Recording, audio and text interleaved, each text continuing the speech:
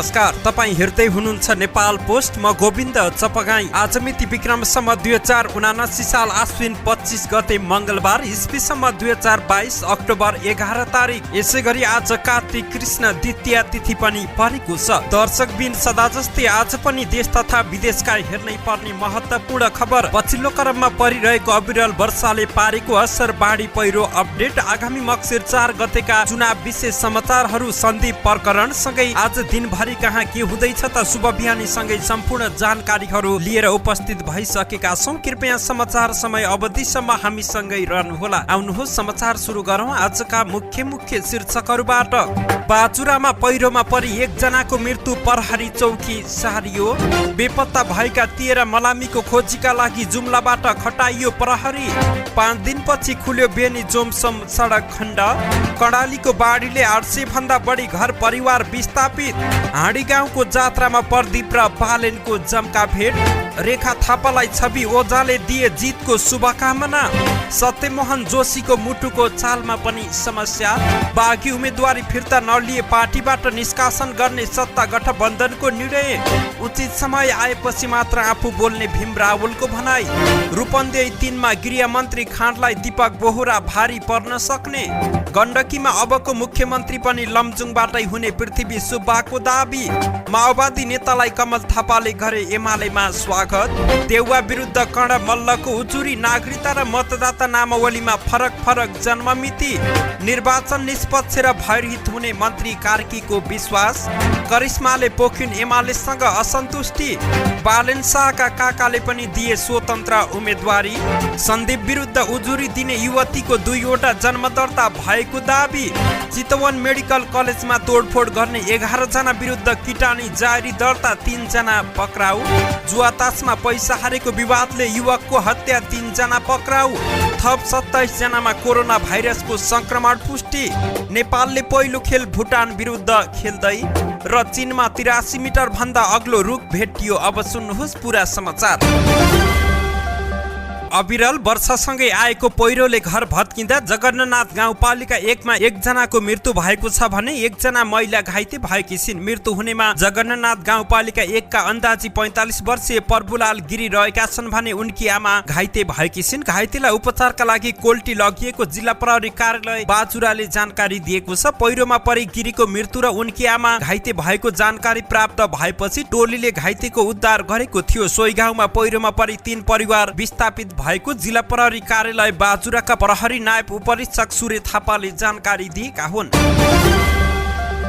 कालीकोटको तिलागुफा नगरपालिका 4 राँचुलीमा स्थानीय हेमराज साईको मलामी गएका 13 जनाको अवस्था अझै पत्ता लाग्न सकेको छैन। कालीकोटका प्रहरी प्रमुख प्रहरी नायब उपरीक्षक सिद्धराज नेउपानेका अनुसार बेपत्ता भएकाहरूको खोजीका लागि 14 प्रहरी सहित स्थानीय खटिएका छन्। डीएसपी नेउपानेका अनुसार विपद व्यवस्थापन गण जुम्लाबाट 15 जना प्रहरी जनशक्ति घटनास्थलमा खटिएका छन्, तर भौगोलिक कठिनाई र निरन्तर वर्षाका कारण उक्त टोली अझैसम्म पनि घटनास्थल पुग्न सकेको छैन। डीएसपी नेउपानेका अनुसार घटनास्थल नजिकका पहिरोको जोखिममा रहेका बस्तीहरूलाई सुरक्षित क्षेत्रमा जान पनि अनुरोध गरिएको छ। यो समाचार तयार गर्दै गर्दाको समय अवधिसम्म प्रहरी र स्थानीयले खोजी कार्य जारी राखे पनि अझैसम्म बेपत्ता भएकाहरूको कुनै जानकारी आउन नसकेको कालीकोटका प्रमुख जिल्ला अधिकारी रामहरि शर्माले जानकारी दिएका हुन्।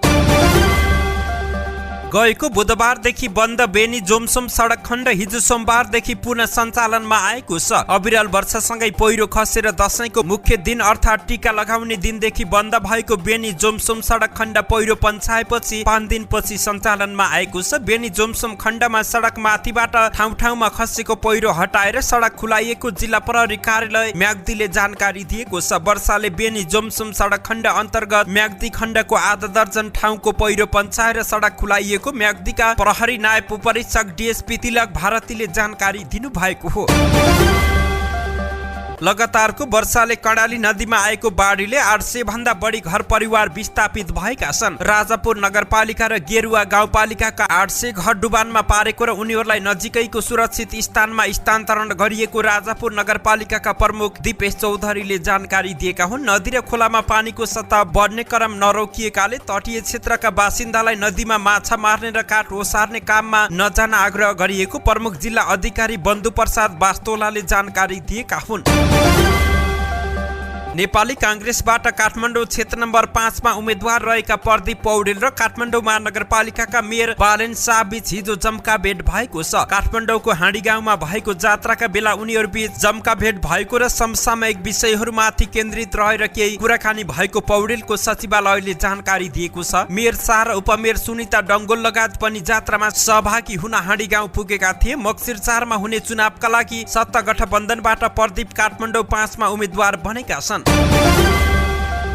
चलचित्र निर्माता छवि ओझाले अभिनेत्री रेखा थापालाई प्रतिनिधि सभा सदस्यमा जितको शुभकामना दिएका छन्। प्रतिनिधि सभा सदस्यका लागि आइतबार मोरङ 3 मा उम्मेदवारी दिएकी रेखालाई छविले शुभकामना दिएका हुन्। रेखाका पूर्व पति समेत छविले रेखाको साहस, आँट र नेतृत्वदायी क्षमतालाई आफूले नजिकबाट चिनेको बताएका छन्। रेखाको राजनीतिक यात्रा सफल रहनेमा आफू विश्वस्त रहेको पनि उनको भनाइ रहेको थियो। रेखासँगको सम्बन्ध विच्छेदपछि छविले शिल्पा पोखरेलसँग विवाह गरेका थिए, तर शिल्पासँग पनि सम्बन्ध विच्छेद भइसकेको छ। कलिलो उमेरमै नेपाली सिनेमा क्षेत्रमा प्रवेश गरेर नेपाली सिनेमा क्षेत्रकै गौरव बन्न सफल चलचित्र मार्फत नारी आवाजलाई बुलन्द गर्दै 10औं वर्षसम्म शीर्ष स्थानमा रहन सफल क्रान्तिकारी मान्यता बोकेकी आँटिले हिम्मतवाली नायिका हाल राप्रपाको नेत्री रेखा थापाले प्रतिनिधि सभा सदस्य निर्वाचनका लागि मोरङ 3 बाट उम्मेदवारी दर्ता गरेकी छिन्। उनले फेसबुकमा लेखेका छन्, रेखाको साहस, आँट र नेतृत्वदायी क्षमतालाई मैले नजिकबाट चिनेको छु। तपाईको राजनीतिक यात्रा सफल रहनेमा म ढुक्क छु। रेखाजी, तपाईलाई जितको लागि अग्रिम शुभकामना छ। संस्कृतिविद सत्यमोहन जोशीको अवस्था चिन्ताजनक हुँदै गएको छ। किष्ट मेडिकल कलेज तथा शिक्षण अस्पतालले हिजो सोमबार दिउँसो एक विज्ञप्ति जारी गर्दै उनको अवस्था चिन्ताजनक रहेको जानकारी दिएको छ। जोशीज्यूको समग्र स्वास्थ्यमा उल्लेखनीय सुधार नभएको र अवस्था चिन्ताजनक नै रहेको छ। अस्पतालका निर्देशक प्रा डाक्टर सूरज बज्राचार्यले भने, गत 23 असोजदेखि जोशीको छातीमा निमोनियाको संक्रमण भएकाले एन्टिबायोटिक सुरु गरिएको बज्राचार्यले जानकारी दिएका हुन्। मोरङमा रहेका सत्ता गठबन्धनका 4 दलको संयुक्त बैठकले गठबन्धनका उम्मेद्वारलाई जिताउनका लागि वडा स्तरसम्म संयुक्त वाम लोकतान्त्रिक निर्वाचन परिचालन समिति गठन गर्ने निर्णय गरेको छ। समिति आगामी 28 गते भित्र बनाइसक्ने र निर्वाचन परिचालन समिति बनाउँदा प्रतिनिधि सभाको उम्मेद्वार रहने दलको प्रतिनिधि उक्त क्षेत्रको संयोजक रहने गठबन्धन दलले निर्णय गरेका छन्। यस्तै संयुक्त वाम लोकतान्त्रिक गठबन्धन निर्वाचन परिचालन सचिवालय मोरङ नेपाली कांग्रेस कार्यवाहक सभापति नागेश कोइरालाको संयोजकत्वमा 17 सदस्य समिति रहने पनि निर्णय भएको छ। यस्तै बैठकले 23 गते मनोनयनको क्रममा गठबन्धनको भावना र मर्म विपरीत स्वतन्त्र उम्मेद्वारहरूको मनोनयन भएको भन्दै मनोनयन फिर्ता लिन पनि आग्रह गरेको छ। नेकपा एमालेका नेता भीम रावलले आफूलाई टिकट नदिएको विषयमा उचित समयमा बोल्ने बताएका छन्। हिजो सोमबार साँझ ट्विट गर्दै उनले आफूलाई उम्मेद्वार नबनाए पनि ठिक छ भनेर प्रचार गरिएको भन्दै आपत्ति समेत जनाएका छन्। मलाई उम्मेद्वार नबनाए पनि ठिक छ भनेको भनी प्रचार गर्नु कुनियत हो, उचित समयमा बोल्ने छु उनले भनेका छन्। आफ्नो नाम, क्षेत्र, जिल्ला र प्रदेशबाट प्रतिनिधि सभा सदस्यको उम्मेद्वारको रूपमा सर्वसम्मतले एकल पठाउँदा पनि केन्द्रले अन्यायपूर्ण किसिमले हटाएको पनि उनले बताएका छन्।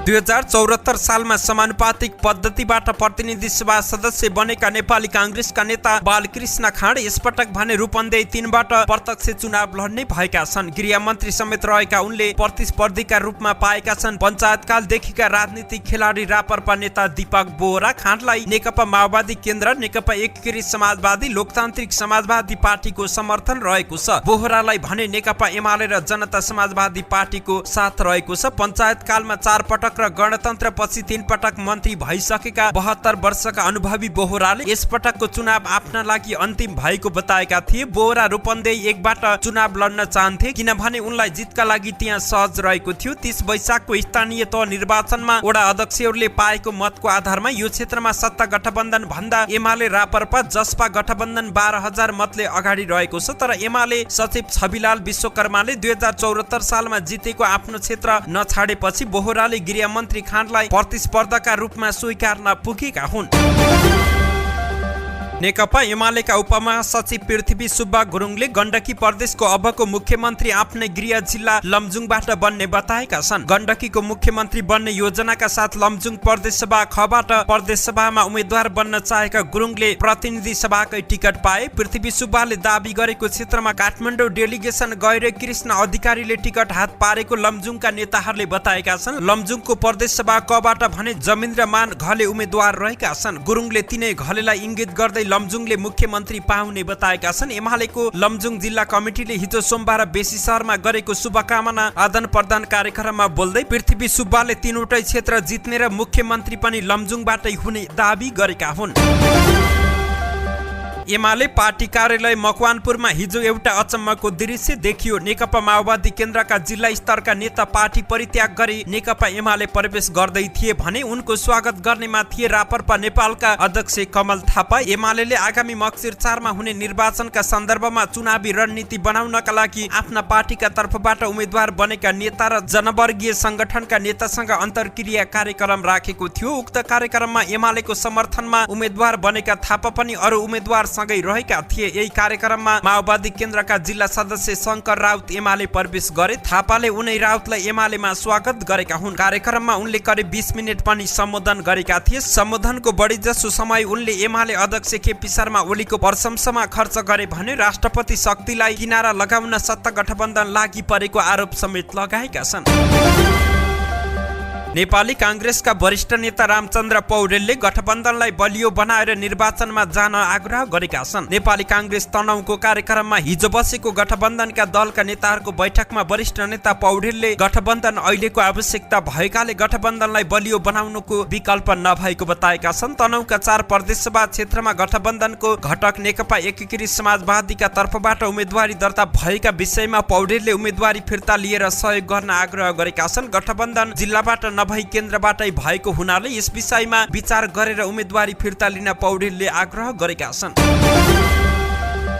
प्रधानमन्त्री तथा नेपाली कांग्रेस सभापति शेरबहादुर देउवाको उम्मेदवारी रद्द गर्न उजुरी परेको छ। डडेलधुराबाट प्रतिनिधि सभामा उम्मेदवारी दिएका देउवाको नागरिकता र मतदाता नामावलीमा फरक मिति रहेको भन्दै उजुरी परेको छ। नागरिकतामा 2003 जेठ 31 गते जन्म मिति रहेका देउवाको मतदाता नामावलीमा 2002 साल जेठ 31 गते रहेको पाइएको छ। नागरिकता र मतदाता नामावलीमा फरक मिति रहेको भन्दै बीपी कांग्रेसका तर्फबाट उम्मेदवार रहेका कणा मल्लले उनी विरुद्ध उजुरी हालेका छन्। डडेलधुरा कांग्रेसका पूर्व सभापति समेत रहेका मल्ल अहिले बीपी कांग्रेसका वरिष्ठ उपसभापति रहेका छन्। डडेलधुराका मुख्य निर्वाचन अधिकृत बालकृष्ण वाग्लेले देउवा विरुद्ध उजुरी परेको पुष्टि गरेका छन्। उनले भने उम्मेदवारको नागरिकता र मतदाता नामावलीमा फरक मिति रहेको भन्दै उजुरी परेको छ। हामी कारबाही अगाडि बढाउनेछौँ। प्रदेश निर्वाचन कार्यालय कैलालीका प्रमुख प्रेम भट्टले भने नागरिकता र मतदाता नामावलीमा फरक मिति रहनु कुनै ठूलो समस्या नरहेको बताएका छन्।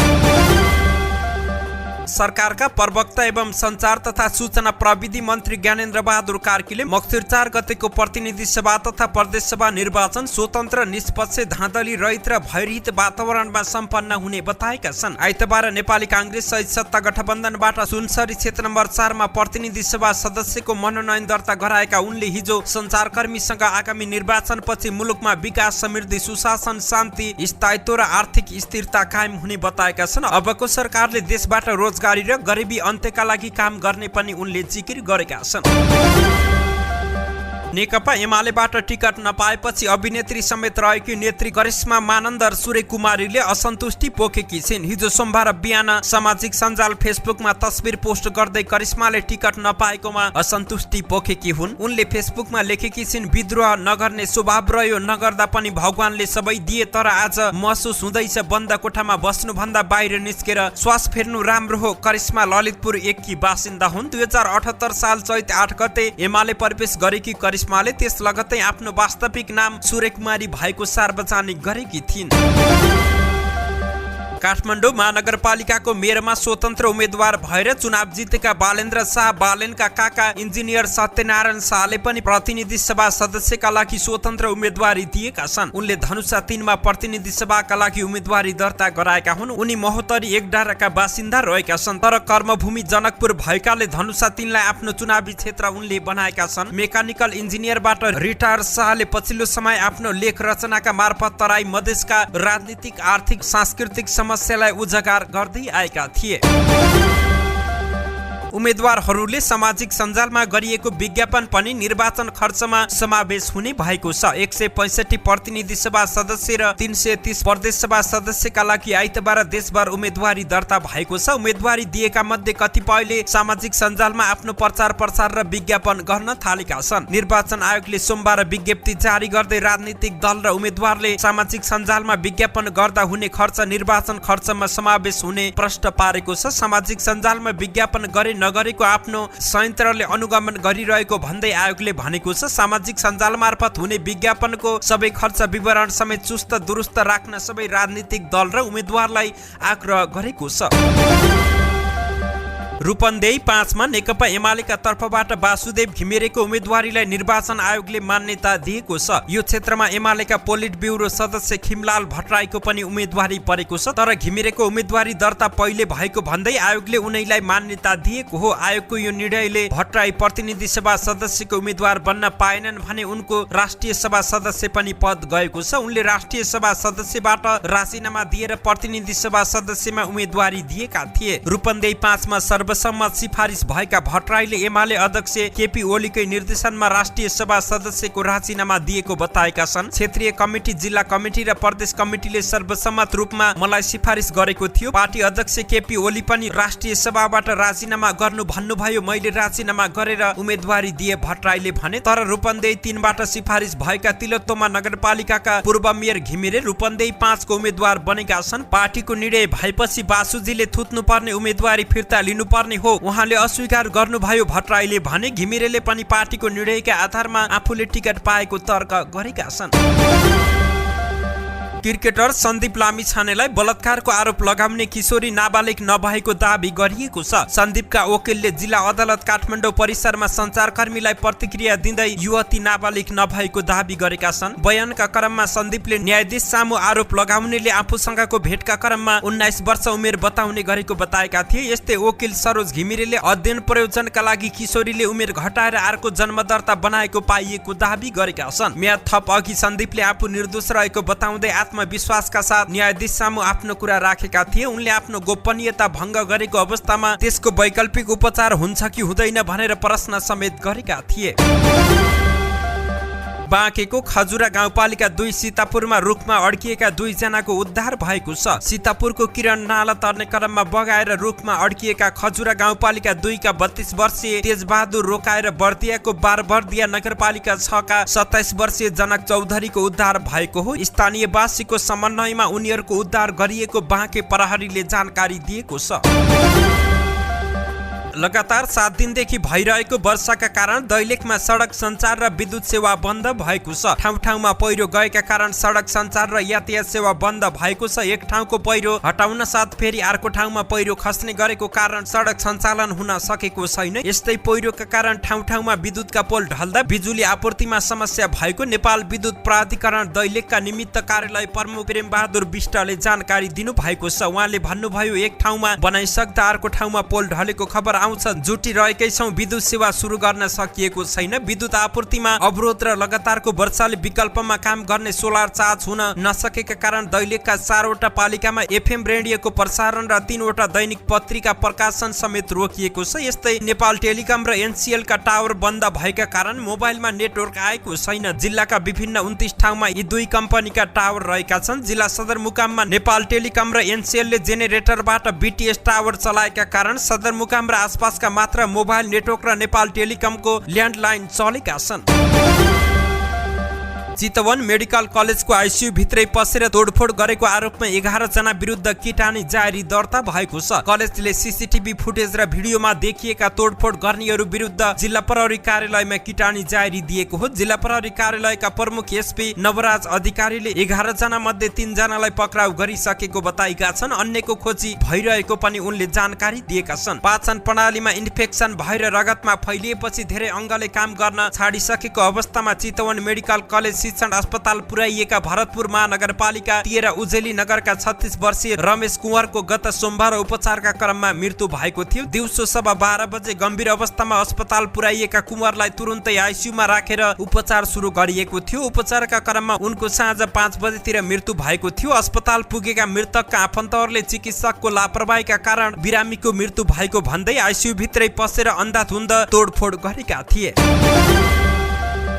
ताप्लेजुङ जिल्लाको सिधिम्बा गाउँपालिका 4 सुरुमखिम घर भई हाल अर्जुनधारा नगरपालिका 11 बस्दै आएका 25 वर्षीय नवीन्द्र गुरुङको हत्या आरोपमा प्रहरीले 3 जनालाई पक्राउ गरेको छ। पक्राउ पर्नेहरूमा इलाम नगरपालिका 9 घर भई हाल अर्जुनधारा 11 स्थित ताप्लेजुङ इलाम होटलका सञ्चालक 38 वर्षीय इन्द्रबहादुर अधिकारी, सोही होटलका कामदार 21 वर्षीय अमृत आचार्य र 5 थर फालेलुङ 7 स्थायी घर भई होटलका कामदारी आचार्यकी श्रीमती 23 वर्षीय बिमला राई रहेको प्रहरी कार्यालय झापाका एसपी विश्वमणि पोखरेलले जानकारी दिएका हुन्। पक्राउ परेका 3 जनालाई इलाका प्रहरी कार्यालय बिर्ता मोडमा सोमबार पत्रकार सम्मेलन गरी प्रहरीले सार्वजनिक गरेको हो। घटनामा संलग्न 1 जना अझै फरार रहेका छन्। असोज 27 गते महाअष्टमीका दिन होटलको पहिलो तलामा होटलका सञ्चालक अधिकारी, होटलका स्टाफ, आचार्य, मृतक गुरुङ र अर्का 1 जना मादक पदार्थ सेवन गरी जुवातास खेल्दै गरेको अवस्थामा पैसा हारजितको विषयलाई लिएर विवाद उत्पन्न भई झै झगडा सुरु भएको थियो। त्यसै क्रममा होटल सञ्चालक अधिकारी, होटलका स्टाफ, आचार्य र अर्का फरार 1 जनाले मिलेर गुरुङलाई मसला पिस्न प्रयोग हुने ढुङ्गाको लोहोरो र चक्कु टाउकोमा प्रहार गरेका थिए। त्यसपछि उनीहरूले घटना ढाकछोप गर्ने उद्देश्यले सोही राति घाइते अवस्थामा गुरुङलाई होटलदेखि 150 मिटर टाढा कान्तिपुर ड्राइभिङ सेन्टर अगाडिको प्लटिङ भएको खाली जमिनको उत्तरतर्फ जाने सडक किनारमा फालिदिएको प्रहरी अनुसन्धानको क्रममा खुलेको एसपी पोखरेलले बताएका छन्। घटनामा संलग्न अर्का 1 व्यक्ति फरार रहेको र उनको खोजी कार्य भइरहेको पनि प्रहरीले जानकारी दिएको छ।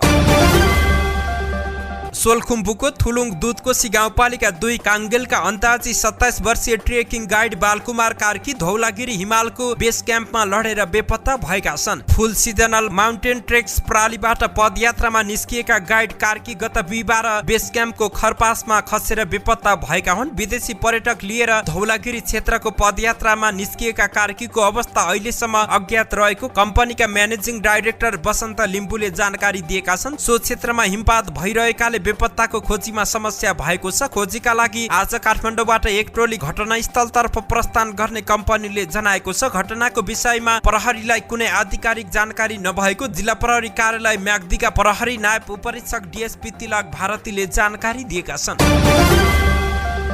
देशभर थप 27 जनामा कोरोना भाइरसको संक्रमण पुष्टि भएको छ। 1546 जनाको नमुना परीक्षण गर्दा पीसीआर विधिबाट 25 तथा एन्टिजेन विधिबाट 2 जनामा संक्रमण पुष्टि भएको छ। स्वास्थ्य तथा जनसङ्ख्या मन्त्रालयका अनुसार पछिल्लो 24 घण्टामा थप 26 जना संक्रमण मुक्त भएका छन्। यो सँगै सक्रिय संक्रमितको संख्या 569 पुगेको छ। नेपालमा हालसम्म कोरोना महामारीमा 12,018 जनाले ज्यान गुमाइसकेका छन्। नेपाली युवा महिला टोलीले साफयु 15 महिला च्याम्पियनसिप 2022 को सुरुवात भुटान विरुद्धको खेलबाट गर्ने भएको छ। साफले हिजो सोमबार सार्वजनिक गरेको खेल तालिका अनुसार नेपालले पहिलो खेलमा तुलनात्मक रूपमा कमजोर भुटानलाई प्रतिद्वन्दी पाएको हो। बंगलादेशको ढाकामा नोभेम्बर 1 देखि 11 सम्म हुने प्रतियोगितामा नेपालले दोस्रो खेल आयोजक बंगलादेश विरुद्ध खेल्नेछ। 3 टिम सहभागी प्रतियोगिता डबल राउन्ड रोबिन लीग प्रणालीमा खेलाइनेछ। लीग चरणको शीर्ष स्थानमा हुने टिमले नै उपाधि जित्नेछ। चीनमा रहेका मध्ये 83.4 मिटर अग्लो रुख नै सबैभन्दा अग्लो रुख भएको दाबी गरिएको छ। अनुसन्धानकर्ताहरूको वैज्ञानिक एक अनुसन्धानले देशभरकै सबैभन्दा अग्लो रुख सम्बन्धी विवरण आइतबार सार्वजनिक गरेको हो। साङ्घाई चेन्सन बोटानिकल गार्डनले देशभर रहेका रुखहरू मध्ये त्यही रुख नै सबैभन्दा अग्लो देखिएको जनाएको छ। चीनको दक्षिण पश्चिमी क्षेत्रमा पर्ने पहाडी भूभाग तिब्बत स्वशासित क्षेत्रमा यो रुख रहेको जनाइएको छ। यो सबैभन्दा अग्लो रुखको पहिचान पहिलो पटक गएको मे महिनामा गरिएको थियो। चिनिया विज्ञान प्रतिष्ठान अन्तर्गतको इन्स्टिच्युट अफ बोटनीले सुरुमा त्यसको पहिचान गरेको थियो। त्यही रुख नै देशभरको सबैभन्दा अग्लो रुख हो भन्ने कुराको दोस्रो पटक गएको अगस्तमा पुष्टि गरिएको थियो। सबैभन्दा अग्लो रुख पहिचान गर्न ड्रोनको प्रयोग गरिएको थियो। त्यस रुखको मोटाइ भने 207 सेन्टिमिटर रहेको छ। यो रुख 380 वर्ष पुरानो भएको पनि दाबी गरिएको छ। धन्यवाद। यस्तै ताजा समाचारको लागि नेपाल पोस्ट हेर्दै गर्नुहोला।